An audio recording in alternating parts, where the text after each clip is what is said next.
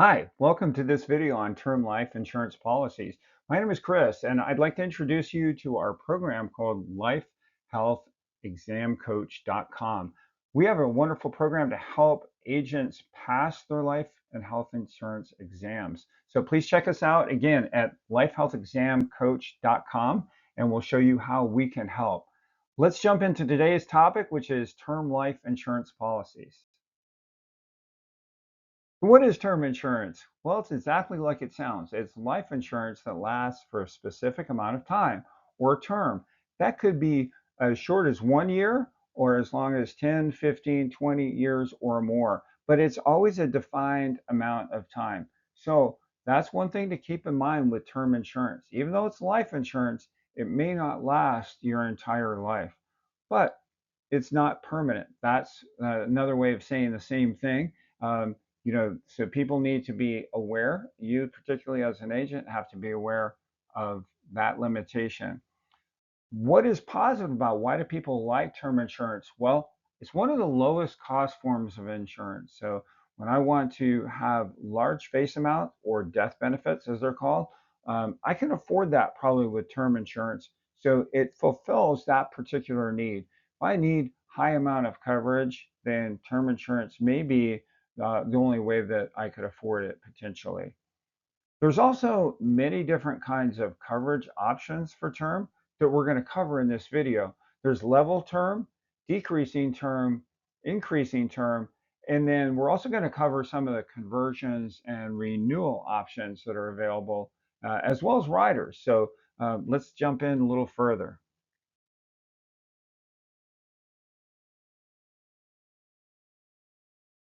All right, there's three main variables when it comes to term insurance. And if you have a good grasp on those, you can really understand all the different ways in which term insurance is offered. It's really just a modification or an adjustment of these three main variables. That is, one, the face amount, also known as the death benefit. So, how much coverage do you want on a person's life? That is the face amount or the death benefit. So, that's one variable, very important one, right? You have to decide how much coverage do I need. Then the second is the term or the time factor, right? How long of a term do I want to cover that for? And that's a decision a person has to make based on what their goals are. And, you know, when it comes to that, it's also going to be the third factor that is a big consideration, which is premium. So all of these factors are interrelated. If I want a higher face amount, I'm going to have to pay more in premium. If I want my coverage to last for a long time over a longer term, that also can mean, potentially a different premium. So as we go in and look at the different ways in which term insurance is offered, keep in mind these three factors or these three variables. It'll help you to understand the different options for term insurance from there. First one that's very common and popular is called level term insurance. And level term is exactly kind of what it says. There's a level um, amount of death benefit over the specific period of time that's selected or the term for that policy. So you can see, we don't have specific numbers in here, but let's say, the death benefit's another word for face amount. Let's say that was $100,000 for a death benefit, and that's a dollar sign on the left. Remember, the premium is a fixed amount that you pay for that death benefit. And I don't know, that's going to depend on that person's issue age. So if you start a level term insurance policy when you're young, say in your 20s, um, obviously it's going to be less expensive than if you start a level term policy, say in your 40s or 50s, because life insurance premiums are based on the risk the insurance company is taking. Of course, somebody who is older is closer to an average age of death, and so they're a greater risk. Therefore, the premium is higher. And we'll go over that in another training on life insurance premiums. But here, the important concept is that it's a level term policy, means that that death benefit, in this case, we just used the example of $100,000, that stays fixed for the whole amount of the term. So you see the issue age is the time when that policy starts, and the end of the term is however long that term is. And typically you'll see term policies be written for 10-year terms, 15-year terms, or even 20-year terms. And that term then comes to an end. So during that term, it's level because no matter when that person might die during that term, they would receive that full death benefit in this example of $100,000. And they're going to pay that same premium. The premium is also level in this case as well.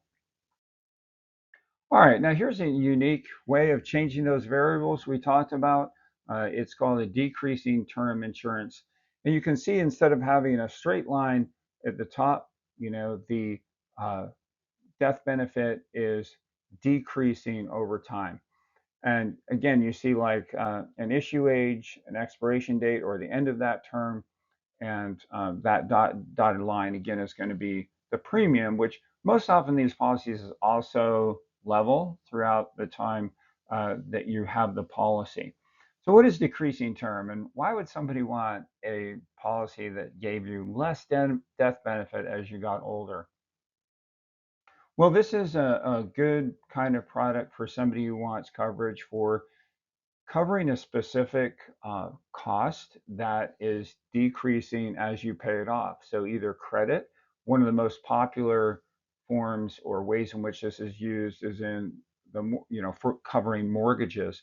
So let's say I have a policy out on myself, and my main goal is that if I were to pass away, I'd want to make sure that my spouse could pay off the mortgage that we have together, and maybe have a $300,000 house, whatever the cost of it is. I'm going to start with that death benefit at the beginning of that term when I take out the mortgage. And each year, of course, I'm paying off the mortgage. As I pay it off, it takes less and less to pay off the mortgage, again, in the event that I were to pass away. And my spouse then could, pay it off easily, no matter what time that, I happen to pass away. So why do this? Why do this instead of level term? Because the insurance company is able to offer this at a lower premium than they were if the death benefit were going to stay the same over this period of time. And let's say it's 20 or 30 years. Um, that level term premium is going to be higher. It's going to be higher because you're keeping that uh, death benefit the same over the course of the term. In this case, because I'm reducing it, my overall premium cost is lower. So again, it's a nice way of modifying those factors, modifying those variables to create a product that suits or fulfills a particular need. And that's what you'll see in insurance. All of the different ways of shifting those variables is to adjust to fulfill a customer's specific needs. So here's the opposite of that. We talked about decreasing term. Here you see increasing term insurance. This is probably less common than both level and decreasing term because there's not too many things that you're covering that go up and cause a person to want to have higher coverage later. But there are reasons or rationales for this. Again, because you're starting with a lower amount of death benefit in the earlier of the term and increasing that amount as the term progresses, just like decreasing term, the overall premium for this is going to be lower. It's more cost effective, less cost for the customer to have this sort of coverage than level term. So why might somebody do this? Well, let's say when they're in their early years, they don't feel like they need as much coverage. Maybe they feel also too that it's less costly, so they can afford it better, and they anticipate inflation happening as they get older. They also maybe anticipate that there'll be more bills and more costs. Let's say you have kids, more things you would want to cover as time goes by. So you create an increasing schedule to cover that or to shift things in that way to fulfill those particular needs. Again, all insurance is a sort of cost benefit analysis, and these different ways of shifting the variables help customers have the flexibility to make decisions that are right for them. Renewable term insurance, this is an important feature of term insurance. As we said before, remember, term is happening for a very specific amount of time. So, what happens when that time period, that term, comes to an end? If a person has been covered in this way, it's most likely they're going to want to continue to be covered in this way, and they don't want to be excluded or denied coverage. So life insurance can be renewed at end of term with no underwriting means that once I reach that end of term, I don't have to prove that I'm still insurable. In other words, I don't have to prove that my health is good and that my risks haven't changed. I can, in a sense, be assured that I can get more coverage. Now, I'm going to pay a higher amount because, of course, I've aged during that time period. So when that new term starts, um, it's going to be at a higher, rate. The example here you see below is called annual renewable term insurance. And in this case, the person is only committing to 1 year of term at a time. And you can see it sort of stair steps up as you get older. The next year is going to be a little more expensive because you're older. And the next year, the premium goes up a little bit. Yeah, you're setting that same death benefit. Let's use the same example. Say maybe the person wants $100,000 of coverage. So why would they pick annual renewable term instead of doing just a consistent or longer term like 10 or 20 years? Cost. You remember that cost factor, right? If somebody maybe has less money in the earlier years, the annual renewable term could be a good option. They know they're going to have to pay more each year, but they also figure that maybe their income is going to go up as they get older, so they'd be able to cover that easier by stair stepping up their premium rather than making their premium the same throughout that time period. So again, you're moving those variables around in order to suit the best, the customer's needs in the best possible way. Convertible term is term insurance that can be converted to permanent insurance. And we're going to have another video on whole life and permanent insurance as well that I want you to check out. And we're going to cover everything that you need in order to pass your exam. So, being able to convert a policy to permanent insurance is a nice feature on a term policy because at some point the person might feel like I don't want to keep doing term insurance, and we'll learn later that permanent insurance has some real benefits as well. So again, somebody's financial situation might change.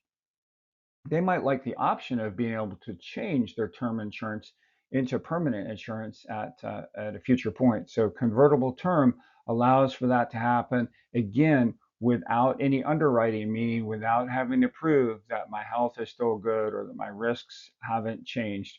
Right. So this is a way of assuring I can still get permanent insurance later, which is, really nice. Okay, term writers. This is an add-on that something can be added on as a benefit to a policy. So all term policies have options for you to dress it up. I guess you could say cover some things that maybe don't have to do with the main insured on the plan. One of the most common things here is to be able to add your spouse and your children. So you can write a policy for the main insured, and then the term rider enables you to add some coverage there on there for the spouse rather than having to write a separate policy. And maybe also adding on children as well. So, maybe you want to cover final expenses for children should they have, that unfortunate situation where your children pass away before the parents do. So this can have a convertible option as well, where you're paying a little bit more in terms of a rider. A rider means this agreement, so maybe I'm paying for that option to make it convertible into permanent insurance. Most term riders do include or have some additional costs attributed to them. Return of premium rider is one that some people find attractive because one of the objections to term insurance is that I'm going to spend this money over the course of this term.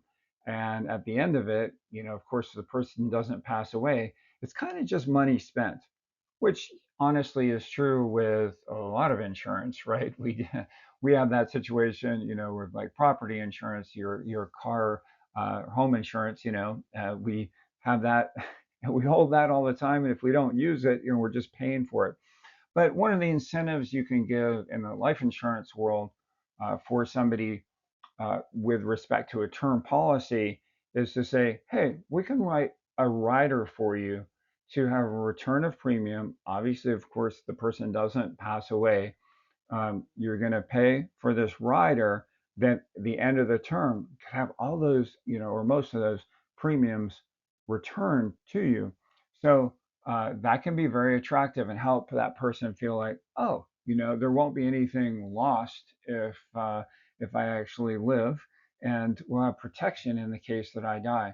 Now, the caveat here, a thing to keep in mind is that the return of premium riders can be kind of costly. So the person would have to be willing to pay out more with the understanding the benefit is later they're going to receive that money back. You'll find that's true in most insurance policies. There's a kind of give and take. If you want a certain benefit, there's usually a cost to it. So it's up to you as an agent to sort of weigh those with your customer. What's most important to them? What's going to make them feel the most secure? And utilize these riders and these options accordingly.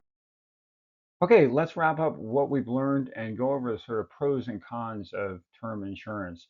So I think and hope you've seen some of the pros of term insurance. Very affordable. One of the reasons why people like term insurance, they can cover a high amount, in other words, have a large death benefit at an affordable monthly premium rate.